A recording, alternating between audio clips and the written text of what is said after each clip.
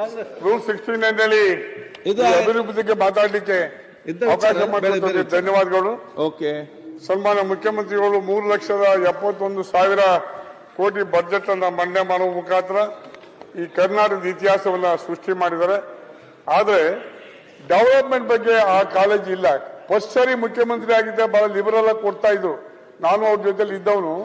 ಈ ಸರಿ ಯಾಕೋ ಏನೋ ಡೆವಲಪ್ಮೆಂಟ್ಗೆ ದುಡ್ಡು ಕೊಡ್ತಾ ಇಲ್ಲ. ನಿಮ್ಗೆ ಒಂದು ಹೇಳ್ತೀನಿ, ನಮ್ಮ ಮುನ್ಸ್ವಾಮಿಯವ್ರು ಕೂಗಾಡ್ ಪರಿಶಿಷ್ಟ ಜಾತಿ ಪರಿಶಿಷ್ಟ ಪಂಗಡ ಒಂದು ಬೋರ್ ಕೊಡ್ತಾರೆ. ಏನ್ ಮಾಡ್ಬೇಕು ನಾವು? 600-700 ಅರ್ಜಿ ಇರ್ತಾರೆ. ಮಾದಿಗ ಸಮುದಾಯಕ್ಕೆ ಒಂದು, ಒಲೆಯರ್ ಸಮುದಾಯಕ್ಕೆ ಒಂದು, ನಾಯಕರ ಸಮುದಾಯಕ್ಕೆ ಒಂದು, ಇಲ್ಲಿ ನಮ್ಮ ಮುಸ್ಲಿಂ ಸಮಾಜದ ಕೊಟ್ರೆ ಒಂದು ಬೋರ್ ಕೊಟ್ರೆ ಹೆಂಗ್ ಹಂಚೋದು ನಾವು ಡೆವಲಪ್ಮೆಂಟ್ ಅಂದ್ರೆ ಏನು ಅದು ಅರ್ಥ ನಾನು ಹೇಳಿ ತಿಳ್ಕೋಬೇಕಲ್ಲ. ಸಾಧಾರಣ ಒಂದು ಕೊನೆ ಪಕ್ಷ ಒಂದು 10-20 ಜನಕಾರ ಕೊಟ್ರೆ ಖುಷಿ ಆಗ್ತದೆ. ಒಂದ್ ಕೊಟ್ಟು ಏನ್ ಮಾಡೋದು ಜಮೀರಿನ? ಆಯ್ತು, ಮುಂದಕ್ಕೆ ಹೋಗಿ. ಪ್ರಶ್ನೆ ಇಲ್ಲ, ಮುಂಚೆಯಿಂದಾನೇ ಒಂದೊಂದು ಕೊಡ್ಕೊಳ್ಳೋಣ ನಾವು. ಇಲ್ಲ, ನಾನು 20 ವರ್ಷ MLA 8 ಕೊಟ್ಟಿದ್ದೀನಿ. ಸುಮ್ಮನೆ ಹೇಳ್ಬೇಡ. ದಯಮಾಡಿ 7-8 ಕೊಟ್ಟಿದ್ದಾರೆ. ನಾನು ಅವ್ರ ಜೊತೆ ಮೇಲೆ 20 ವರ್ಷ ಇದ್ದೀನಿ. 7-8 ಕೊಟ್ಟ ಏನ್ರಿ ಗೌಡ್ರ ಕೊಟ್ಟಿಲ್ವಾ? ಇವರು 3 ರೂಪಾಯಿ ಪೆಟ್ರೋಲ್ ಜಾಸ್ತಿ ಮಾಡಿದ್ರು, 3 ರೂಪಾಯಿ ಡೀಸೆಲ್ ಜಾಸ್ತಿ ಮಾಡಿದ್ರು. ಆಮೇಲೆ ಜನ 20 ರೂಪಾಯಿ ಇತ್ತು ಸ್ಟಾಂಪ್ ಪೇಪರ್ ಅಧ್ಯಕ್ಷರೇ, ಇವತ್ತು 500 ರೂಪಾಯಿ ಕೊಡ್ಬೇಕು. ಒಂದು ಅಗ್ರಿಮೆಂಟ್ ಮಾಡ್ಬೇಕಾದ್ರೆ 100 ರೂಪಾಯಿ ಕೊಡ್ಬೇಕು. ಇಷ್ಟೊಂದು ಜಾಸ್ತಿ ಆಗಿದೆ. ಅದರಲ್ಲೂ ಬಿಡಿ ಇದೆಂತದ್ದು ಲಿಕ್ಕರ್ ಅಂತೂ 3 ಪಟ್ಟು ಜಾಸ್ತಿ ಆಗಿದೆ. ಇವೆಲ್ಲವೂ ನೀರು ಕುಡಿಯೋದು ಕಡಿಮೆ ಆಗಿಲ್ಲಪ್ಪ, ಬರೋದು ಕುಡಿಯೋದು ಕಡಿಮೆ ಆಗಿಲ್ಲ. ಹಂಗಾಗಿ ಇದು ನಾನು ಏನ್ ಪ್ರಶ್ನೆ ಮಾಡ್ತೀನಿ ಅಧ್ಯಕ್ಷ ಇದ್ರೆ, ಇಲ್ಲಿ ಟೋಟಲ್ ಎಷ್ಟು ಬಂದಿದೆ ಸರ್ಕಾರಕ್ಕೆ ಅಂತ ಮಾಹಿತಿ ಬೇಕಲ್ಲ. ಈ ಟೋಟಲ್ ನಲ್ಲಿ ಎಷ್ಟೆಷ್ಟು ಬಂದಿದೆ ಅಂತ ಮಾಹಿತಿ ಕೊಡಿ. ಅದು ಕೊಟ್ಟಿಲ್ಲ. ಬರೀ 56,000 ರೂಪಾಯಿ ಕೊಡ್ತೀವಿ ಗ್ಯಾರಂಟಿಗೆ. ಏನರ್ಥ? ಕೊಟ್ಕೊಳ್ಳಿ, ನಿಮ್ ಗ್ಯಾರಂಟಿ ಕೊಡೋಕಿಲ್ಲ. ನೀವೆಷ್ಟು ಟ್ಯಾಕ್ಸ್ ಹಾಕಿದಿರಿ, ಎಷ್ಟು ಅಮೌಂಟ್ ಸರ್ಕಾರಕ್ಕೆ ಬಂದಿದೆ ಹೇಳ್ಬೇಕಲ್ಲ ಮಾನ್ಯ ಫೈನಾನ್ಸ್ ಮಿನಿಸ್ಟರ್ ಮುಖ್ಯಮಂತ್ರಿಗಳು.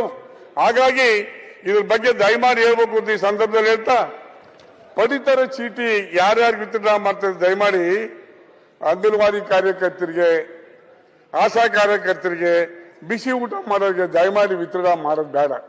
ಯಾಕೆಂದ್ರೆ ಅವ್ರಿಗೆ ಕೂಡ 4,000-5,000 ಸಂಬಳದಲ್ಲಿ ಜೀವನ ಮಾಡ್ತಾರೆ.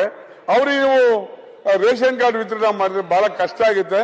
ದಯಮಾಡಿ ಅದನ್ನು ಮಾಡಬಾರ್ದು ಅನ್ನೋ ಈ ಸಂದರ್ಭದಲ್ಲಿ ಹೇಳ್ತಾ, ಗ್ಯಾರಂಟಿ ಅನುಷ್ಠಾನಕ್ಕೆ ಅಧ್ಯಕ್ಷರೇ ಅದೇ ಹೇಳ್ತೇನೆ. ಗ್ಯಾರಂಟಿ ಅನುದಾನಕ್ಕೆ ಏನ್ 56,000 ಕೋಟಿ ಕೊಡ್ತಾ ಇದ್ರಿ ನೀವು, ಅದು ಸ್ಟೇಟ್ ಎಕ್ಸ್ಚೆಕರ್ ಇಂದ ಕೊಡೋದು, ಯಾವ ಪಾರ್ಟಿ ಫಂಡ್ ಅಲ್ಲ. ಆಯ್ತು. ಆದ್ರೆ ನಮ್ಮ ಈ ಸರ್ಕಾರ ಅನುಷ್ಠಾನ ಮಾಡ್ಲಿಕ್ಕೆ ಕಾಂಗ್ರೆಸ್ ಖಾತೆ ದಯಮಾಡಿ ಅದನ್ನ ಸಂಬಳ ಕೊಡೋದಾದ್ರೆ ಏನರ್ಥ? ಸ್ಟೇಟ್ ಎಕ್ಸ್ಚೆಕರ್ ಅಮೌಂಟ್ ಅಲ್ಲ. ನೋಡಿ, ಅನುದಾನ ಕೊರತೆಯಲ್ಲಿ ಬರ್ತದ. ಒಂದ್ ನಿಮಿಷ.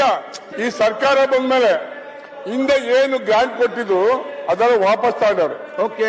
ಅರ್ಧ ಕೆಲಸ ಮಾಡಿ ಕಾಂಟ್ರಾಕ್ಟರ್ ನಿಂತವ್ರೆ. ಸರಿ, ಊರಲ್ಲಿ ಅರ್ಧ ಕೆಲಸ ಆಗಿದೆ. ದಯಮಾಡಿ ಹಿಂದೆ ಏನ್ ಮಂಜೂರಾಗಿತ್ತು, ಏನ್ ಸರ್ಕಾರ ವಿತ್ಡ್ರಾ ಮಾಡಿದವೆಲ್ಲ ರಿಲೀಸ್ ಮಾಡಿಕೊಡ್ಬೇಕು ಅನ್ನೋದು ನಮ್ಮ ಒತ್ತಾಯ. ಅದು ಕರೆಕ್ಟ್. ಈ LOC ಬಗ್ಗೆ ಬಂದ್ರೆ ಕಾಂಟ್ರಾಕ್ಟರ್ ನೇಣಾಕೋ ಪರಿಸ್ಥಿತಿ ಬಂದಿದೆ. ಓಕೆ. ಯಾರು ಕಾರಣರು? 300 ಕೋಟಿ 200 ಕೋಟಿ LOC ಕೊಡ್ತಾರೆ. ನಾನು ಎಷ್ಟು ಹೇಳಕ್ ಬಯಸಲ್ಲ. ಆದ್ರೆ 2 ಕೋಟಿ 3 ಕೋಟಿ ಕೊಡೋದಿಲ್ಲ. ಒಂದು ಮನೆ ಕೊಟ್ಟಿಲ್ಲ. ಜಮೀರ್ ಸಾಹೇಬ್ರು ಇಲ್ಲೇ ಇದ್ದಾರೆ. ಜಮೀರಿನ ಒಂದು ಮನೆ ಕೊಟ್ಟಿಲ್ಲ. ಅವ್ರ್ಯಾರೋ MD ಕರೆದು ಹೇಳಿದ್ರು 1,500 ಮನೆ ಕೊಟ್ಟಿದ್ದ. MS ಒಪ್ಪೆ ಹಾಕ್ಲಿಲ್ಲ. ಸುಶೀಲಮ್ಮ 1,500 ಮನೆ ಇನ್ನೂ ಒಂದು ಕೊಟ್ಟಿಲ್ಲ. 1,750 ಮನೆಗಳು ಕೊಟ್ಟಿದ್ದೀನಿ ನಿಮ್ಗೆ. 1,750 ಮನೆಗಳು. 1,500 ಆಗಿತ್ತು ಮನೆಗಳು. ಇಲ್ಲ ಕ್ಯಾನ್ಸಲ್ ಮಾಡಿ ಕುಲ್ಗಲ್ 1,500 ಕೊಟ್ಟಿ ನೋಡಿ. 1,750 ಕೊಟ್ರಿ. 1,750 ರಂಗನಾಥ್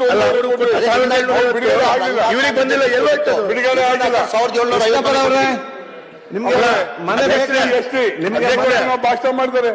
35 ತಾಸು ಕೋಟಿ SC/ST ಗೆ ನಾವು ರಿಸರ್ವ್ ಇಟ್ಟಿದ್ದೀವಿ ಅಂತ ಸನ್ಮಾನ್ಯ ಸಿದ್ದರಾಮಯ್ಯವ್ರು ಬಂದ್ಮೇಲೆ ಅದನ್ನ ಆಕ್ಟ್ ತಂದ್ರು.